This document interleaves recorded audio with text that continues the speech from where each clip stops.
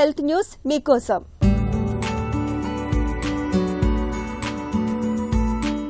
వృద్ధాప్యంలో మేధస్సు చురుకుగా పనిచేయాలని కోరుకుంటున్నారా?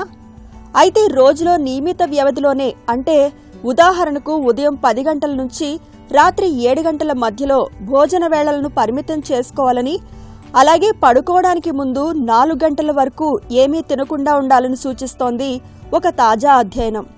ఇలాంటి ఆహార వేళలతో బరువు తగ్గడమే కాకుండా విషయగ్రహణ సామర్థ్యాన్ని కూడా పెంచుకోవచ్చునని రడ్జర్స్ యూనివర్సిటీ నిర్వహించిన అధ్యయనంలో బయటపడింది. తీవ్ర మతిమరుపును తెచ్చిపెట్టే డిమెన్షియా కేసుల్లో దాదాపు 90% నివారించుకోదగినవే అని ప్రపంచ ఆరోగ్య సంస్థ చెబుతోంది. పరిశోధకులు అధిక బరువు గల వృద్ధ మహిళలపై అధ్యయనం చేపట్టి కొందరికి 9 గంటల వ్యవధిలో, మరికొందరికి 12 గంటల వ్యవధిలో భోజనం పూర్తి చేయాలని సూచించారు. 6 నెలల తరువాత 2 బృందాల్లోనూ బరువు తగ్గినప్పటికీ 9 గంటల వ్యవధికే భోజనాన్ని పరిమితం చేసుకున్న వారు విషయగ్రహణ సామర్థ్యంలో మంచి నైపుణ్యాన్ని ప్రదర్శించారు. వీళ్లు నేర్చుకోవడం, జ్ఞాపకాల అంచనాల్లో తక్కువ పొరపాట్లు చేస్తున్నట్లు వెల్లడైంది.